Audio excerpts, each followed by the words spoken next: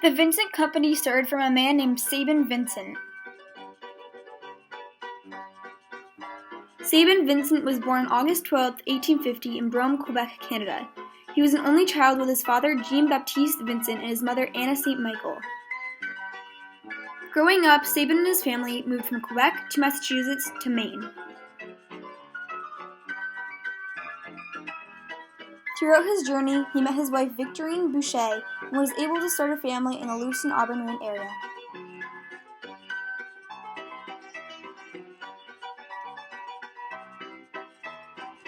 In 1888, Sabin Vincent and his business partner, Regis Prevost, founded the Lewiston Beer Company at 31 Chestnut Street in Lewiston, Maine. The beer was actually a non-alcoholic or soft beer, as Vincent liked to describe it. Within 3 years, the partners in the company moved to the New Auburn section of Auburn, Maine. But sadly along the journey, Sabin Vincent's partner, Regis Prevost, died around 1905, and the name of the company then became known as the Vincent Bottling Company. Later, the company was just changed to the Vincent Company in 1914.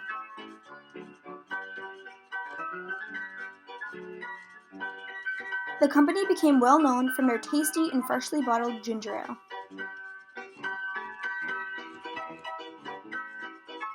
Sabin Vincent had 4 sons, 2 of which became very active in the bottling business.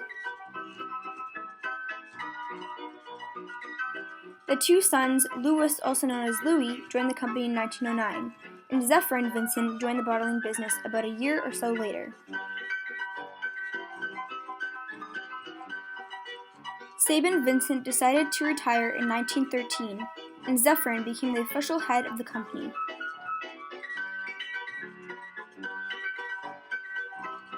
It wasn't too long until the original Vincent Company creator, Sabin Vincent, died, but everything wasn't over yet. Around 1917, the Vincent Company earned the rights to bottle Coca-Cola. Then shortly after that, they became the agents for Moxie.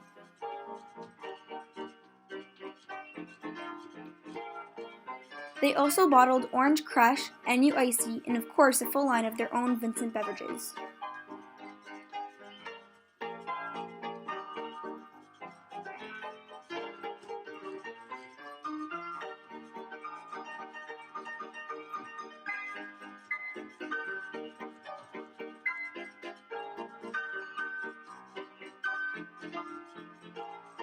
With the Vincent Company's high stocks and booming rates, they needed a bigger place to bottle everything.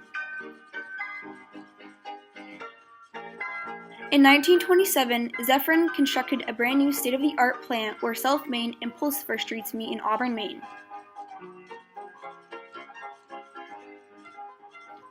Unexpectedly, Zephyrin died on Christmas Eve in 1931, so now it was Louis' turn to run the company, and considering the changing economies of bottling, he did well. In the early 1930s, a representative from Coca-Cola headquarters offered Louis $20,000 to buy back the area's rights to bottle Coca-Cola, as Coca-Cola wanted the company to only produce Coke.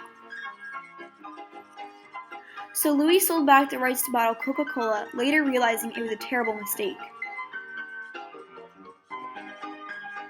Along the Vincent Company's journey, they witnessed hard, disastrous problems happening all over Auburn. On May 15, 1933, the New Auburn fire started in a repair shop behind a Mill Street gasoline station. The Vincent Company was located right on the corners of South Main and Pulsifer Streets, which is where the fire was surrounding. The fire spread rapidly through apartments and shops, with ash blowing from rooftop to wood-shingled rooftop. By sundown, the fire had consumed New Auburn. 250 buildings were destroyed along a 600-foot wide region from Pulsifer Street half a mile southeast. Luckily, the Vincent Company's building was one of the lucky buildings to not get hit hard by the fire. There were still a few marks and scratches to fix up on their building, but they were going to be okay. The Vincent Company carried on, and Louis had 2 children, a daughter Annette and a son Albert.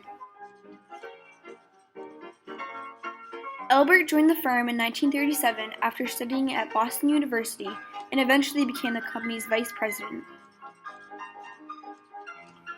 At this time, Louis and his family lived in a house on the top of a small hill located at 121 6th Street, Auburn, Maine.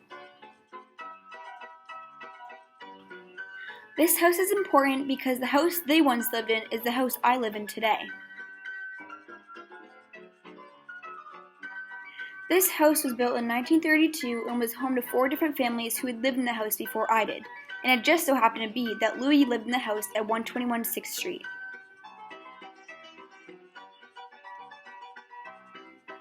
Hi, I'm Peter Cyr. I'm Chantal Cyr's dad, and we're a family of 4 that lived in this house. Chantal has a sister named Dominique, and my wife is Suzette Cyr. We live in this house at 121 6th Street in New Auburn. The house sits on the corner of Roque and 6th Street.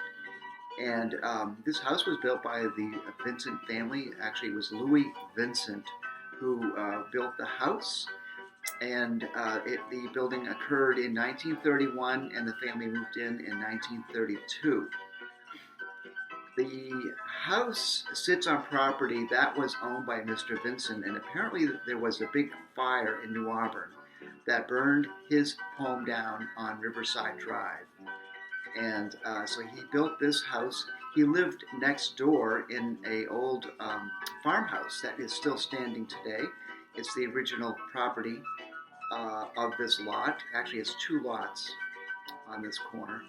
And the original site was an apple orchard way back as a farm here. Now, Mr. Vincent, of course, had his bottling plant just down the street. It was like a 2-minute drive to go down to Mill Street, where he had his Vincent Beverage Company. The company was originally founded by his father, Sabin Vincent. Now, this house was built by French craftsmen right here on site. All the windows were actually built right here. All the doors were built on the site of the property, and even the plastering was done by French craftsmen.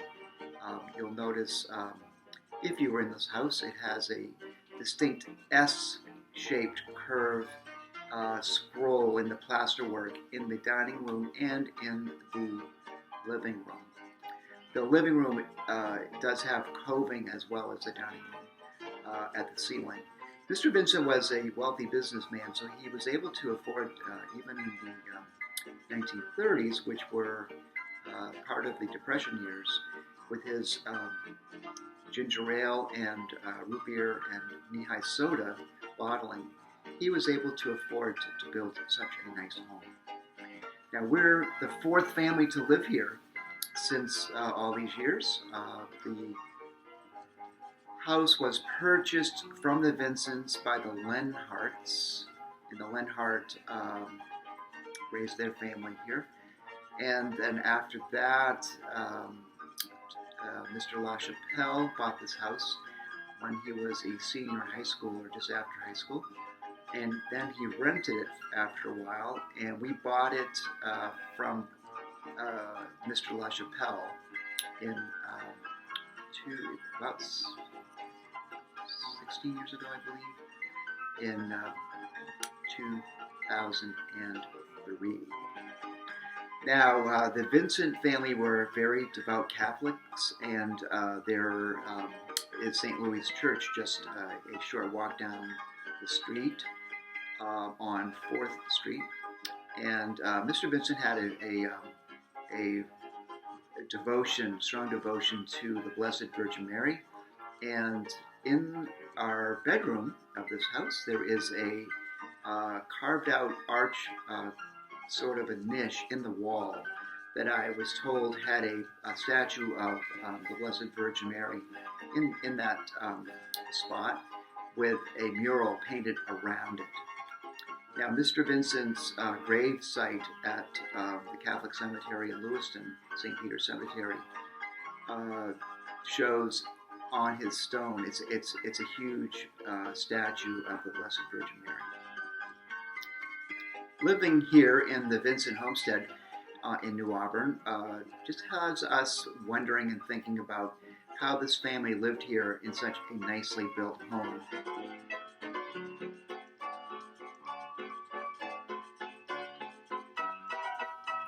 Through the 1940s and 50s, the Vincent Company replaced Coca-Cola with Royal Crown Cola, and Orange Crush in the Vincent lineup continued doing well.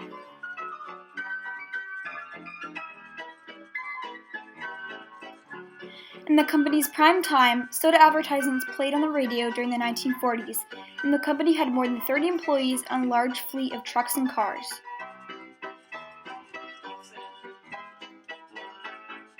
The company's modern manufacturing equipment could produce 30,720 bottles of soda a day and make 3,840 bottles an hour.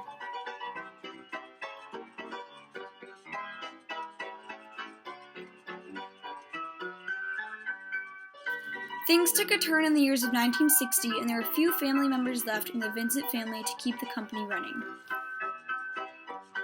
Louis's son Albert joined the army when World War II broke out and was killed into action in France.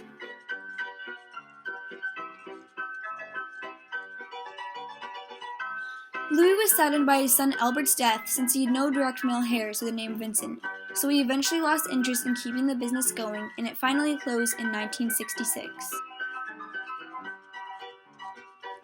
The building that housed the bottling plant in New Auburn, Maine is now currently known as the Vincent Square Apartments that holds the history of the Vincent Company.